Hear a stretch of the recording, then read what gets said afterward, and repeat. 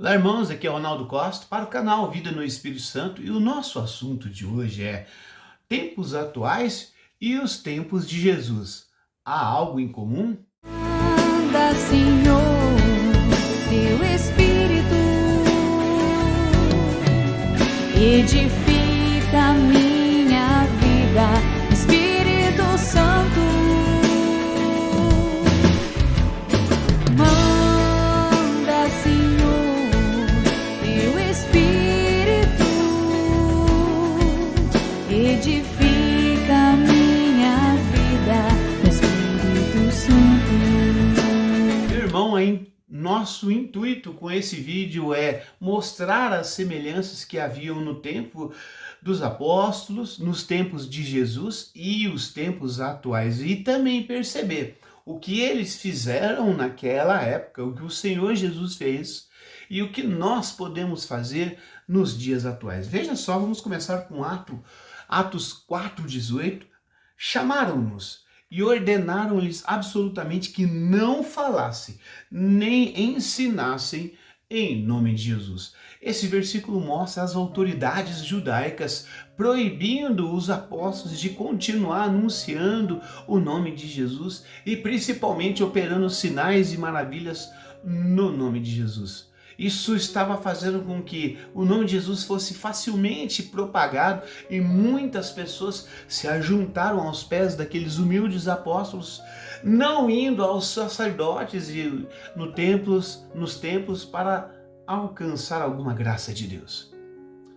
Desse jeito, aquelas pessoas que iriam ao templo oferecer o seu dinheiro, oferecer sacrifícios, estavam agora sem precisar fazer mais nada, absolutamente nada. E de forma gratuita, Deus vinha ao encontro deles através do nome de Jesus e da intercessão dos apóstolos. Obviamente, aquelas autoridades judaicas, percebendo o grande perigo e mesmo consequências econômicas que aconteceriam com eles, trataram de imediato proibir os apóstolos de fazer isso. E não só proibiram, como os prenderam e flagelaram eles também.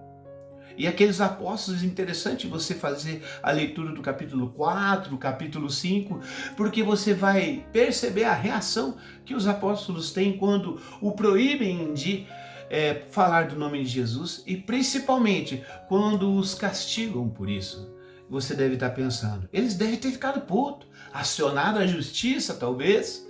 Pelo contrário, irmãos, dentro da cadeia, louvavam e agradeciam a Deus, cantavam alegremente hinos de louvores. Você pode ficar, mas como assim? Essa é a ação do Espírito Santo que nós, cristãos dos dias atuais, precisamos nos assemelhar a eles. Quando as injustiças nos acontecem, é importante que percebamos se a nossa atitude se assemelha a atitudes dos apóstolos. Será que nós louvamos? Será que nós oramos? Será que nós nos alegramos por sofrer em nome do Senhor Jesus? Foi isso o que aconteceu isso. E veja, se naquela época estavam proibindo os apóstolos, o que será que acontece hoje? Não sei você, mas retiraram a cruz das escolas. Não faz muito tempo que uma amiga falou para mim, ela é professora de uma escola, nós não podemos colocar a cruz aqui. Foram-nos proibidos de fazer isso. Então nós vamos percebendo, eu sou da época em que a gente rezava antes de começar as aulas. Se você rezar hoje, você pode ser acusado de proselitismo. Olha só, é crime hoje tentar dar testemunho da nossa fé. Você também pode perceber a programação que chega para nós nas TVs abertas. E quando eu era menor, eu lembrava de assistir uma novela como Ana Raio e Zé Trovão, aonde ali falava de perdão, aonde ali falava de princípios cristãos, aonde falava-se de honestidade. E hoje nós vamos percebendo que tais princípios não são contemplados na programação, seja da Netflix, seja das novelas, seja de tudo. E quais são os valores propagados, se não os valores contrários àquilo que o cristianismo prega? Se o cristianismo, por exemplo, prega castidade, lá na programação da Malhação, estão ensinando os jovens a usarem a camisinha tão cedo para não engravidar os outros. Se nós estamos falando do matrimônio enquanto valor cristão e matrimônio que deve ser preservado, nas novelas nós vamos percebendo a normalidade do adultério a tal ponto que quando você fala que isso não é de Deus, as pessoas podem rir na sua cara. Isso assim nós vamos percebendo que não é diferente naquela época de Jesus, aonde anunciar e dar testemunho da ressurreição eram os cristãos tratados como loucos, perseguidos e até mortos. E assim nós vamos percebendo que podemos aprender com os cristãos daquela época, né? O que diz Atos capítulo 4, versículos 26 a 27. Levantaram-se os reis da terra, e os príncipes se reúnem em conselho contra o Senhor e contra o seu Cristo, pois na verdade se uniram nesta cidade contra o vosso santo servo Jesus, que ungistes. Não faz muito tempo, você deve ter acompanhado nas redes sociais que calaram o padre José Augusto. Não faz muito tempo que você vai percebendo algumas nuances assim, aonde aqueles que falam da palavra do Senhor são silenciados, são proibidos de falar, de aparecer ou de emitir algum julgamento sobre alguma coisa que aconteça.